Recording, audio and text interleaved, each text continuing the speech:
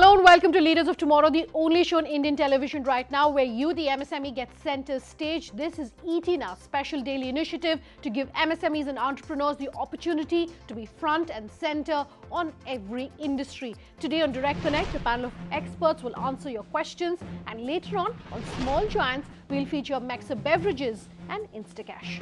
On Direct Connect tonight, we have Sajid Fazilboy, the principal at Bloom Ventures, and Manish Bansal, CEO of SME Value Advisors, answering in all of your questions sent to us earlier. Take a look.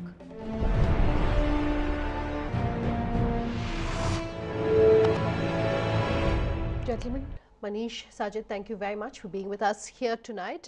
Let's get in our first query, and this is an email coming to us from Kailash Doot. Kailash is a wholesaler of garments. He says they're wholesalers of bridal saris, fancy saris, etc. He says they're looking to expand their client base, and he's written in to ask our experts how he can do that. Also, he wants to know how they should tap the online business, which in his industry, especially in his business especially, will be very crucial. What would you have to say to Kailash, gentlemen?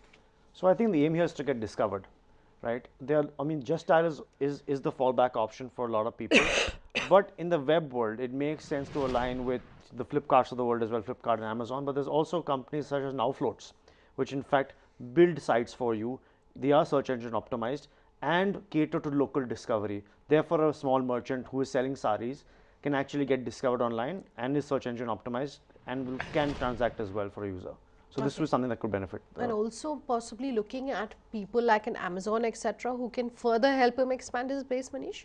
Yeah, so I would essentially look at it in two parts, because he's saying how he expands business. So one is the online presence, but another part I think is the retail segment. So if you look at the retail, there are two kinds of businesses the retail guys are selling. One is the products which are branded products. There I think they are okay with the less margins and more dependent on the products, manufacturers, advertising, building brand, etc. But on the businesses where I think Kailash ji is working, which essentially is probably unbranded products, the bridal saris, fancy saris, etc. So I would essentially think there what will matter is the kind of margins you are offering to the retailers, the kind of trends you are following up with the products. Are you innovating your products continuously? So they should essentially, Kailash ji and the business should focus upon focusing on innovation, focusing on trends, focusing on giving the better margins to the retailers. That's the way I would think about expanding the business, in addition to what Sajid talked about, the online side. All right. So Kailash, the suggestion of course is that you have to look at aggressive expansion online for your industry, and a lot of other suggestions coming in from our experts. Trust that answers your query. Our next query is coming to us from Sujit Jain. Go ahead, Sujit. Hi, I'm Sujit Jain, Chairman and Managing Director of NetServe Direct. We are a direct selling company and deal with personal care and healthcare products, amongst others. So the challenges that we face are getting good resources for research and development in our personal care and functional foods and nutritional food supplement vertical. Getting good resources for design. All right, so for someone who's in the direct selling business, and I remember doing an interview earlier with one of the largest direct sellers in the world, they said that the Indian market is best suited for the direct selling industry because of the availability of talent which can speak English, which is in that age group, and is looking for freelance part-time work, that kind of a thing. What would you have to say to Sujit specifically? My recommendation would be is to sort of tap people who already worked in the industry, right? And that would be an easier option to go out and tap those people and bring them on board and help you scale. Use their personal relationships. That's the way the direct selling primarily happens. Calling people, maybe over lunch, over dinner, and then trying to sell. And people trust you. So when I am selling my personal integrity, so what becomes critical is the right quality of product. Okay. So he needs to focus upon the quality for sure and incentivize people enough to do the business. There's a second part to his question as well, where he's talking about getting quality vendors as far as packaging is concerned. How does he do that? So there are a lot of packaging companies in India that cater to all the large FMCG brands. A lot of these companies have joint ventures as well. I know for a company called Graham Blowpack, which actually has a joint venture with the US company, and they manufacture for Heinz and the likes. So there is the skill set available here. There is know-how. It's best to talk to the manufacturers already out here, and they are Indian companies that are global in nature now, global product standards and great factories. It's worth talking to them. All right, Sujit, that's in response to your question. There is, like our experts are saying, an availability of manpower, vendors, etc., which is already available. You'll have to look at how you can tap into that. Our next query, an email coming to us from Naresh. For every customer who doesn't come in during the festive season, either before or after, I'm sure there's going to be a surge in terms of the It's not only about that. I think it's about encouraging repeat behavior. So if the gym chain, in fact, sets up, let's say, a free personal training class twice a month or once a month, it incentivizes the person to come back, right? No matter what time of season. You can also have additional things such as yoga, kickboxing, whatever gets the person to come back more often. Okay.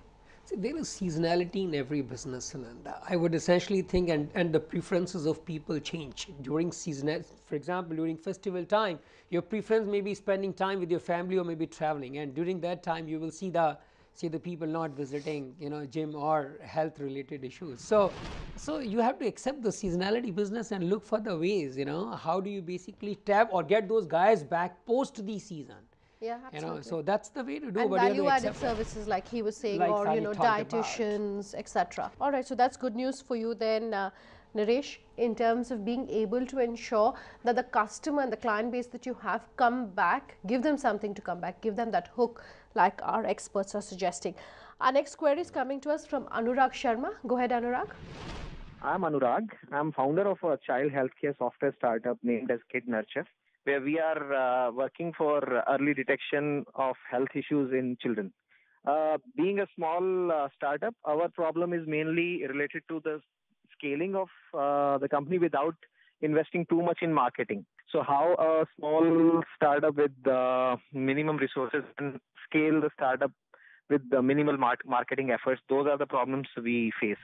Okay, so this is something that we hear quite often from our MSMEs and entrepreneurs. They say, yes, we do know about marketing and development, but there's a cost associated with it. There is social media, of course, but in terms of traditional marketing, anything you want to talk to him about? My suggestion would be to talk to people who already are targeting this particular segment.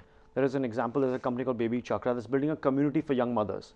So if you go to somebody who's already addressing the market need, show what your value can add to them, you can work some kind of relationship and that would help you scale for sure. Okay.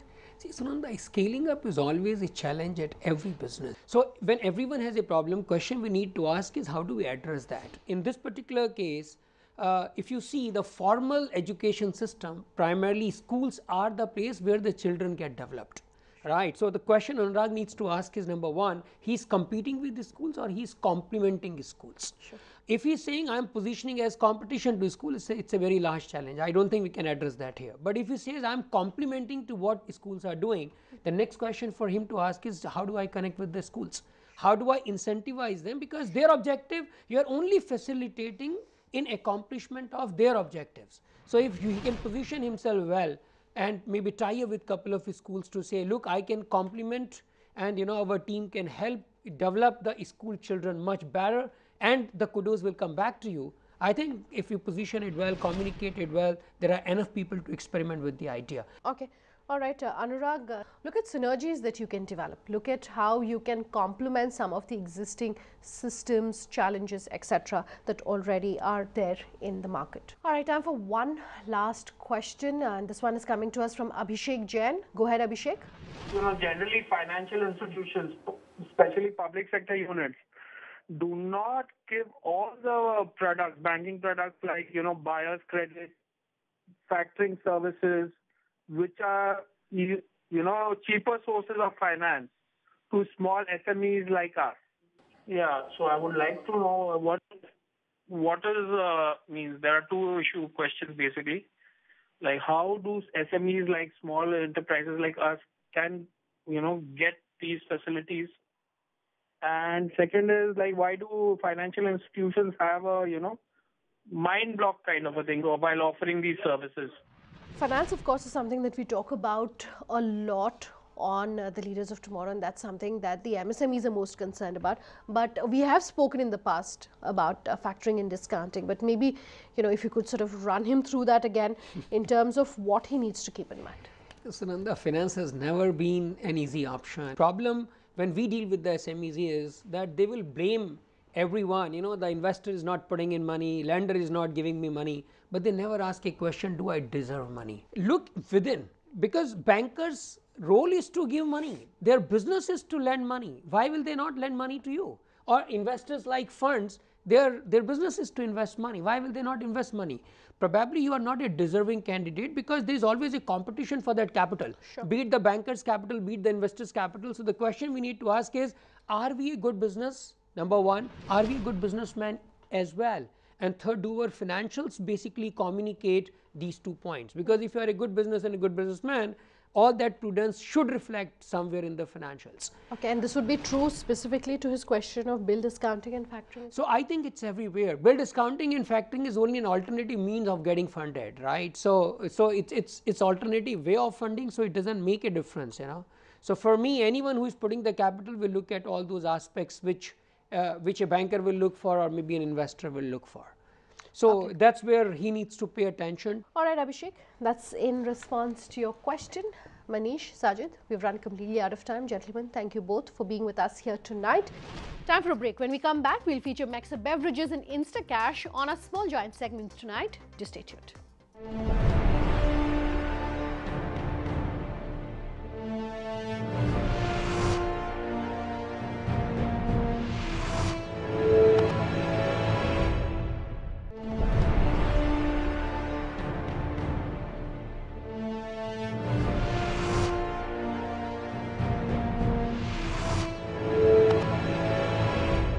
Welcome back. You're with us here on Leaders of Tomorrow, and tonight on Small Giants, we're featuring 2 companies, Mexer Beverages and Instacash.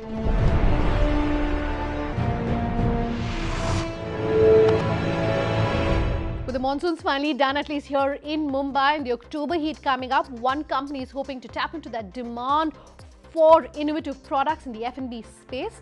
Anshuha Banerjee caught up with Mexer Foods and Beverages to bring you the MSME entrepreneur tips on innovating in this crowded space, and about more on their range of ready-made drinks and mocktails. Take a look.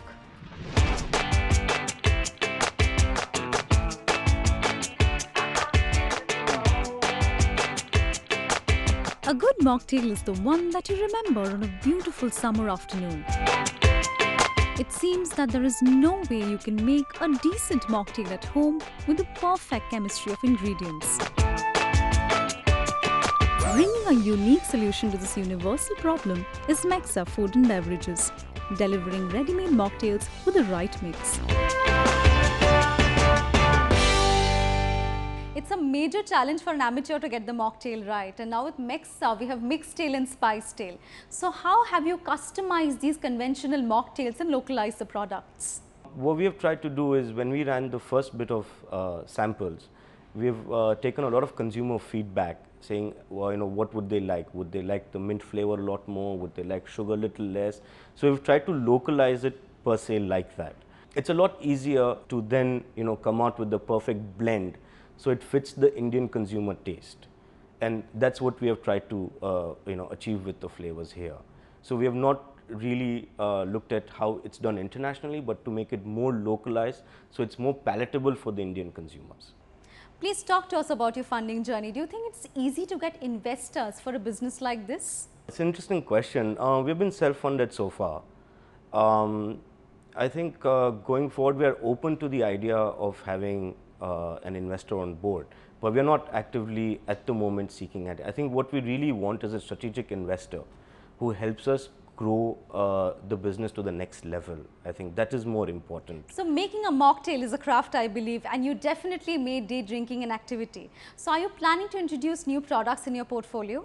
What we're trying to come out next is with something called ginger beer and Irish cream flavor. So our plans towards the future is to bring a lot more day drinking into the system. So we want to come out with more flavors, more variety, and I think that's the way to go forward. When it comes to educating the customer about mocktails, word of mouth is definitely not enough. So talk to us about your marketing and branding strategies. The easiest way to market is to engage social media. So we're very active on Facebook, Instagram. We are also coming out with our YouTube channel, where we will be having videos explaining how to use the mocktails, where to use it. I think that brings about a lot of consumer education, and I think it's the easiest way to engage a consumer. What we also do is we also participate with a lot of pop-up events, flea events. There we tend to have a straight conversation with our consumers who buy our product, who sample our product, and I think that's where the biggest advantage comes to us at that point in time, because it's an instant gratification. Let's talk about India's biggest tax reform, GST. How did that affect lives at Mexer, and do you think it will have a reduction in logistics cost and time? Well, to start off with, I think GST for us is a bit steep at the moment, but I think the government's been saying that it's going to be leveled off in a few years' time. So we'll have to wait and watch for that. But I think the biggest advantage that GST brings to us, it's a seamless process. So it cuts out a lot of paperwork. Also, the octroys are done, state barriers are done. So I think it saves a lot of time in terms of transportation, in terms of paperwork, and it just makes the whole process a lot more seamless. Let's talk collaboration, since you've already collaborated with 2 big airlines, which was definitely not an easy deal to crack. Do you think players in your space should collaborate with bigger players in the market for business expansion? We are tied up with 2 of the biggest airlines in the country. We are tied up with Jet Airways, Air India. We are also doing a lot of B2B segments, whether be it QSR restaurants, whether be it standalone restaurants, and a lot of bar supplies. And I think that's the best way to go forward, because it just maintains a lot of cash positivity into the system. So the more B2B that you're going in, the more support it gives you to grow the business further in terms of supporting your store, branding inside the stores, branding outside the stores. So it's really, really helpful if you concentrate it like that. So concluding the conversation, Darshan, we would want to know about customer feedback and experiences about Mexer Foods and Beverages, and how is that driving your expansion plans going forward pan-India? The way we launched was we took a lot of pre-orders before the launch. So there were already people who were very excited about the products that would come to them. So we did a hamper, we did a 6-pack for them. That was the initial phase. A little after that, we started attending a lot of pop-up events, like I mentioned earlier. That brings about a very instantaneous response from the consumer. I think that gives us the biggest motivation to keep growing further and to keep penetrating more and more into these segments. From what we have seen, that age is really not the matter. So right from the kids to the grandparents, everyone's enjoyed all our flavors, all our drinks, and I think that's the biggest motivation. Having sold over 250,000 bottles since 2016, Mexer Food and Beverages has created a unique niche for itself in the market, striving hard to achieve their dream of being a part of every refrigerator, bringing the mix to the party. In a world where smartphones are getting constantly outsmarted and therefore outdated, throwing up compatibility issues, selling your old phone could be a challenge. Shubhangi Sinha caught up with Jaipur-based Instacash to bring you tips on how they're innovating in this space, and also what pivoting means for them. Take a look.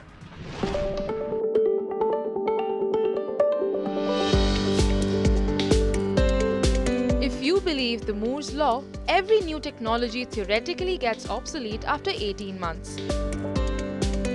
The biggest sample space of this maxim then becomes the ever-growing number of smartphones that populate the market.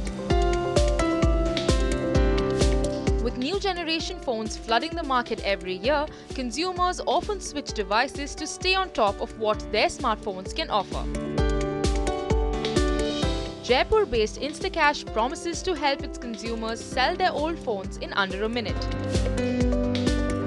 Founded in 2014 by Prateek Goyal and Dikshit Singhvi, with special emphasis on the importance of correct pricing, the company is making headway in the world of resale of smartphones.